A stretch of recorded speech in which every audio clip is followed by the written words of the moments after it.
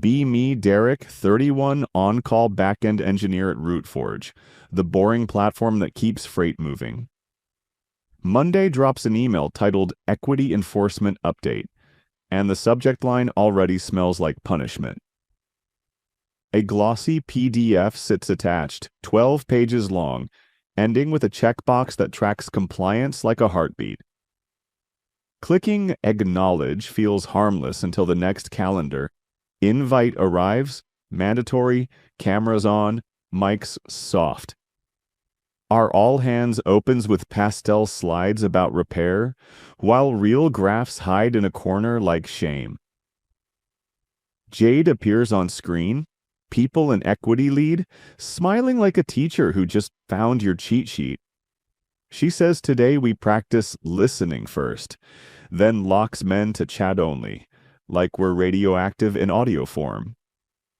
My first question is basic, about a release window, and the room reacts like I asked for blood. She pauses and says, "Hold space," then labels my question urgent energy, and my name lands like a stamp. The meeting moves on without answering, and the silence afterward feels louder than any argument I could make. Tuesday morning brings an email titled Voice Balance Observation, with my manager CC'd for visibility.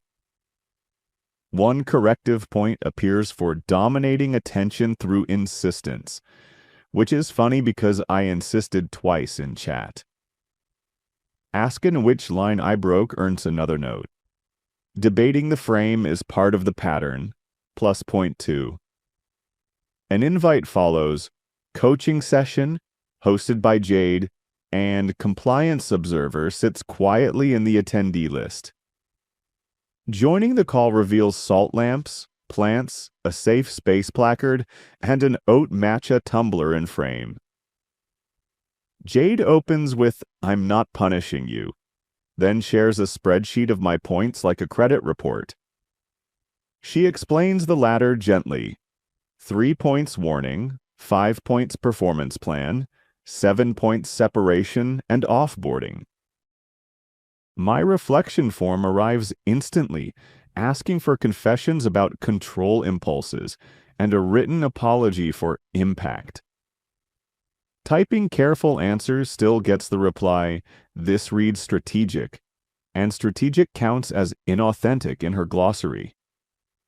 Point 3 appears anyway, withheld vulnerability, and my stomach does that slow drop you get in elevators. Later that week, the incident channel changes because a new plugin replaces red sirens with pulsing pastel hearts. Alerts stop saying critical outage and start saying service feels overwhelmed, like the servers need a hug. Someone jokes the compiler is aggressive today, and Jade pins it like wisdom, not a meme. A routing issue hits at lunchtime, and I type, "We need to shed traffic," because that's normal language. Jade replies in thread, asking everyone to avoid violent verbs, and my sentence becomes a policy violation. She suggests temporarily reduce incoming flow, and the extra syllables feel like sand poured into a gearbox. My manager DMs me privately saying keep your head down because she's watching patterns right now. One Friday email announces resource protection adjustment, and the quiet part is rewritten on-call rotation. Women may opt out of night shifts to protect nervous systems, while men cover continuity needs for mission uptime. My calendar fills with midnight blocks like someone stapled my life to a pager and called it equity. The same announcement introduces hashtag toxic-zone, a Slack channel for legacy intensity containment, and we get moved near bathrooms. A divider goes up and the cage nickname appears instantly because humor is the last free thing. Kitchen rules arrive next, framed as compassion, with an infographic of sad cows and smug fonts. Meat and fish are banned from the building due to violence residue, and microwaves become plant-only appliances.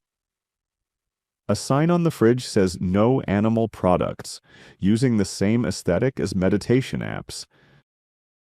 Bringing a deli sandwich triggers the ally bot, which says someone reported harmful consumption impacting safe space.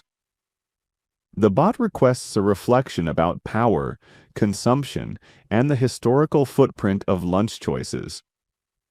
Throwing food away feels absurd, yet the absurd part is how easily everyone accepts it to avoid points. Payday hits and a new deduction appears on my stub.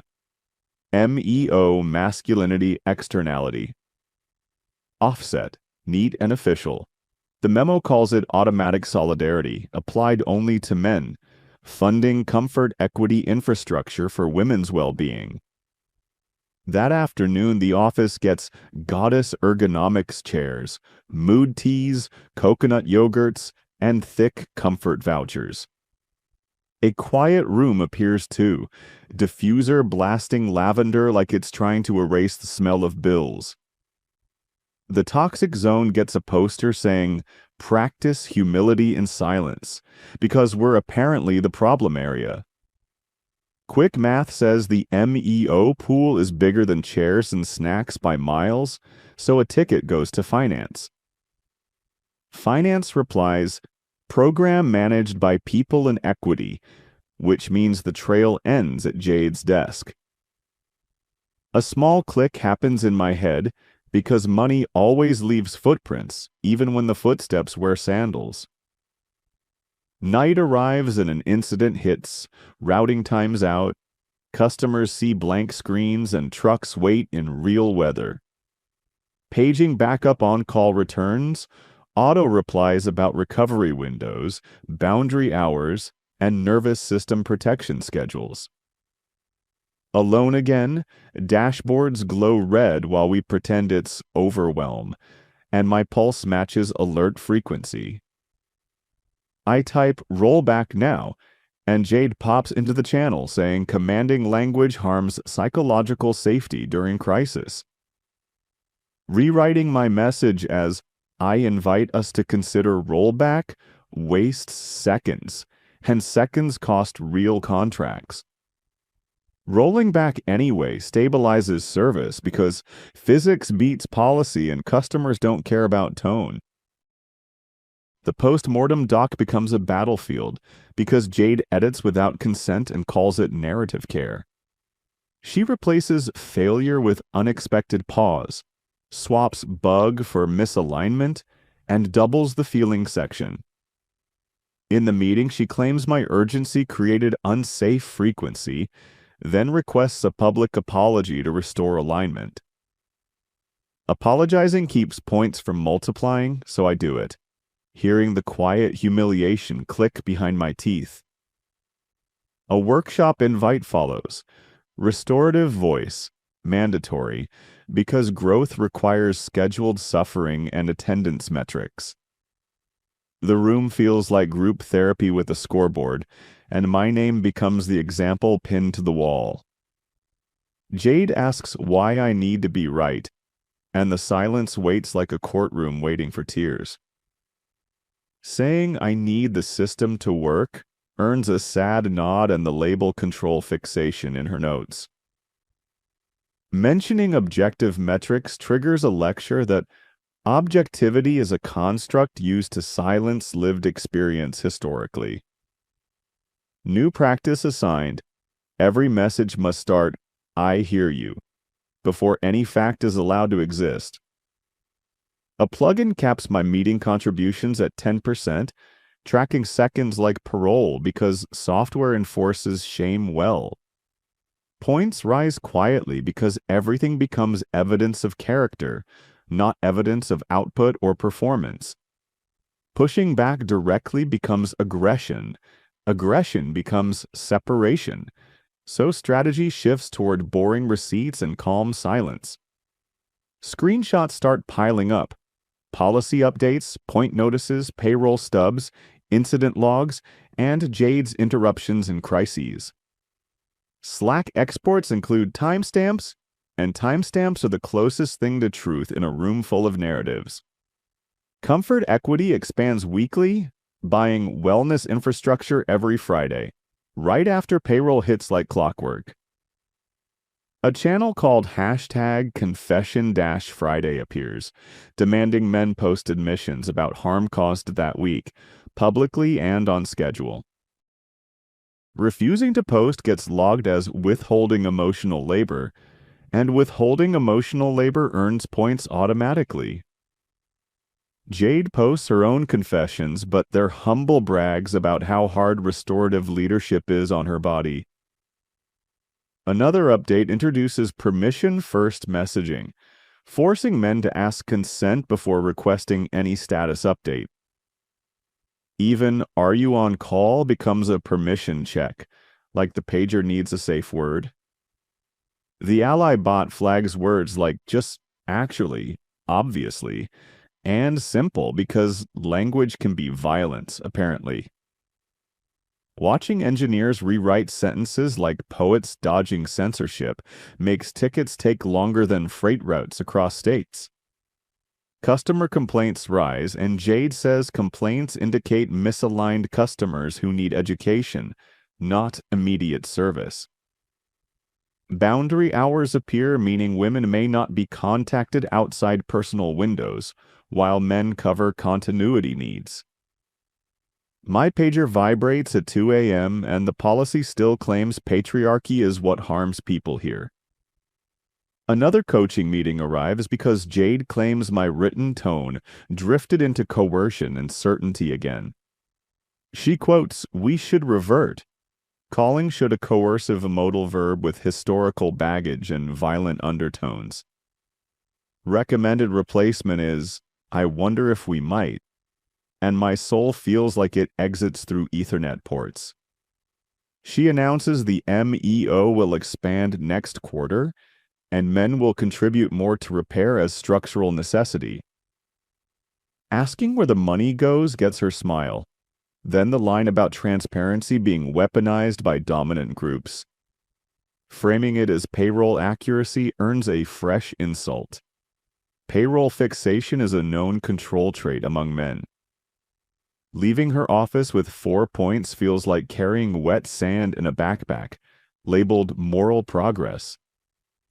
Human error finally happens in our favor, because someone posts a receipt in an approval thread by mistake. The vendor name reads Vivid Belonging Consulting, and the payment amount dwarfs any snack cart budget. The billing address looks like a mailbox service, and the contact email matches Jade's naming pattern too neatly. No accusations get made, no reactions happen, only a quiet download into my folder beside payroll stubs. Another announcement soon follows. Wellness retreat subsidy for women, funded by MEO contributions from men, naturally. The retreat vendor is the same consulting name, and the dates align with Jade taking a restorative leadership break. Something cold settles in my chest, because ideology doesn't need mailbox services, but grifts often do. Staying quiet continues, because accusations without backing become free points, and free points become separation. The invite titled Formal Review arrives, and my stomach drops like an elevator cutting cables. Agenda says pattern assessment and next steps, with Jade and compliance observing, plus my manager looking drained. Jade speaks softly about harm, safety, and how privileged people resist accountability when dominance is challenged. She suggests a performance plan focused on humility, reduced speaking time, and documented weekly confessions for 90 days. My manager says nothing because managers become furniture when HR holds a loaded point system. A document appears asking me to acknowledge my technical urgency caused emotional damage to colleagues across time and contexts. Asking for specific examples triggers the phrase specificity is a dominant tactic meant to trap marginalized narratives. Requesting the exact policy line violated triggers the phrase living document, not a loophole hunt. The fifth point appears that afternoon. Debating legitimacy during corrective process, which is impressive hypocrisy in writing. Hands shake at my desk, not from fear but from anger that must remain invisible to survive. The receipts folder opens and organizing begins like an auditor, because this story ends only with evidence. A timeline gets built. MEO deductions, fund purchases, vendor payments, policy updates, and on-call exemptions by gender. Incident screenshots attached showing HR moderating technical channels during the peak outage, policing verbs while systems burned for customers. On-call schedules export showing women exempted from nights while men covered gaps, because discrimination loves spreadsheets. A calm email to compliance and finance gets drafted, framed as risk exposure and payroll irregularities, not ideology. Sending it to a generic audit mailbox avoids personal intimidation, because generic boxes don't flinch in meetings. Finance replies asking for documentation, and the pulse steadies because paperwork is a language Jade can't charm. That week, production worsens because the latest release includes softer borders and maps to avoid colonial constructs. Drivers call support saying the app no longer shows state lines, only zones of suggestion and gentle gradients. A major customer escalates, and account teams beg engineering to fix it, because contracts are not feelings. Jade insists any fix include an impact statement acknowledging borders traumatize people with migration histories. Engineering stalls, customers bleed, and a healing circle gets scheduled instead of a hot fix review meeting. Then the peak shipping day hits, volume spikes, and systems buckle like cheap shelving under real weight. Overwhelm notices flood channels, pastel hearts pulse like a nightclub, and freight stops moving in real time. Paging backup on-call returns, boundary replies, recovery windows, and nervous system care messages, beautifully timed for disaster. Alone again, latency climbs, customers lose money per minute, and the dashboard screams in colors we can't name. Typing "we must fail over now" triggers Jade, saying must language can feel coercive during crisis. Rewriting my message as I invite us to consider failover wastes seconds, so failover begins without permission anyway. The database thrashes AP is return 503, and the rate limiter becomes a lifeline held by one tired hand. Jade posts slow down and check consent, while the wall of red sits there, allegedly overwhelmed. A blunt customer status update gets drafted with times and percentages because customers deserve reality and not incense. Jade deletes the draft and replaces it with "We are pausing to restore alignment and care. Sabotage and perfume." Publishing the factual update anyway feels like stepping over a line, except the line was drawn around truth. Service stabilizes 10 minutes later, and Jade appears immediately to frame my actions as crisis energy harming others. She starts drafting the 7th point as corrective necessity, because saving the system looked too confident. The post-mortem meeting opens with breathing exercises while customers remain furious, which feels like parody turned real. Jade demands feelings first, and the room wants reality but fears points, so reality stays silent. She declares my urgency created harm, and recommends stronger enforcement to protect women from coercive on-call dynamics. She suggests increasing MEO deductions to fund additional comfort layers, and the grift reaches for a bigger spoon. One measured sentence about root cause gets shut down, because root cause language centers machines over people. Silence returns and receipts will speak because talking is blood and water and paper is safer.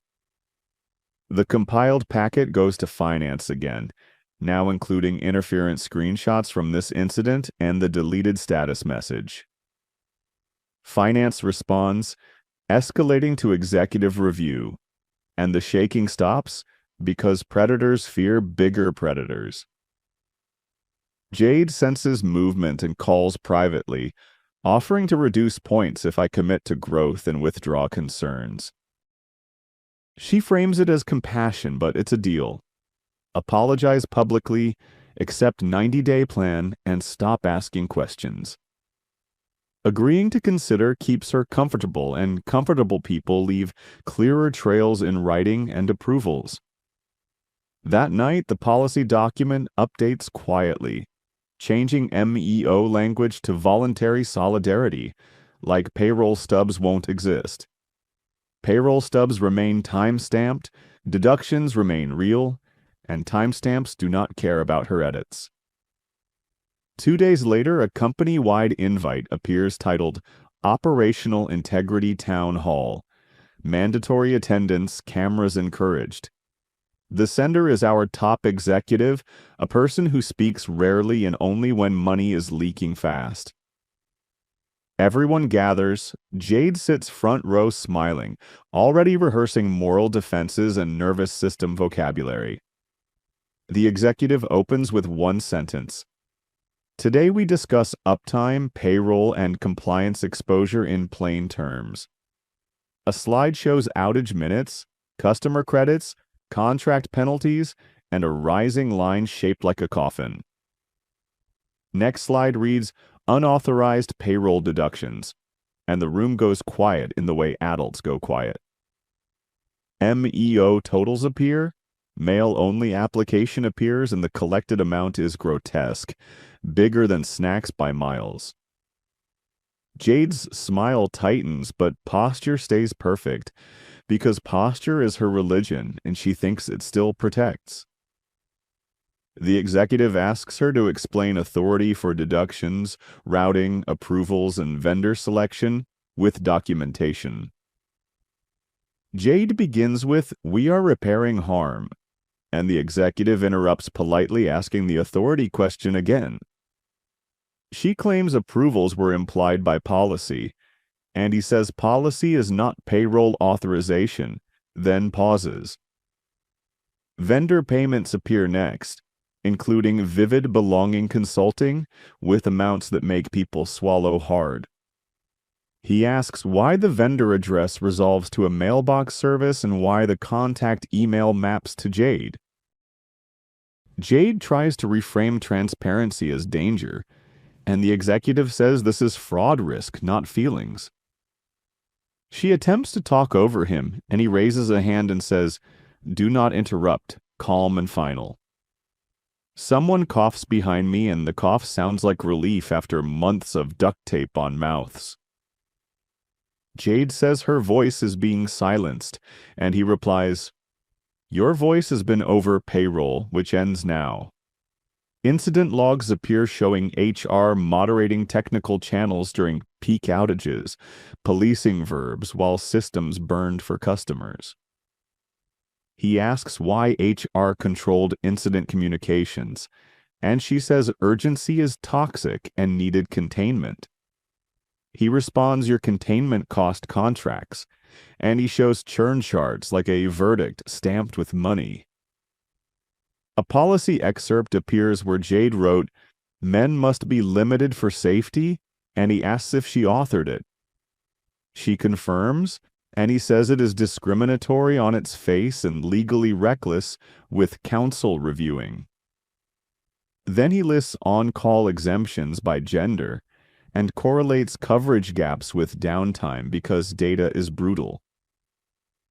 Jade claims women needed protection, and he says you protected people from work and exposed them to layoffs. The executive quotes her favorite line back to her. "I'm not debating you, I'm applying the framework." Jade starts defending, and he says defensiveness is part of the pattern, matching her own wording exactly. She opens her mouth again, and he says mindful pause, then waits 3 seconds like a humiliating timer. The room stays dead quiet, and even the projector fan sounds guilty for existing too loudly. Conclusion arrives slowly.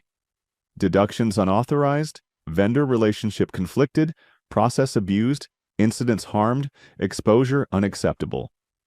Payroll will refund every MEO deduction with interest, and finance will issue corrected tax documentation where required. All corrective points assigned under this program are frozen pending review, and most will be annulled retroactively. The executive turns to Jade and states, employment is terminated immediately for misconduct and financial policy violations.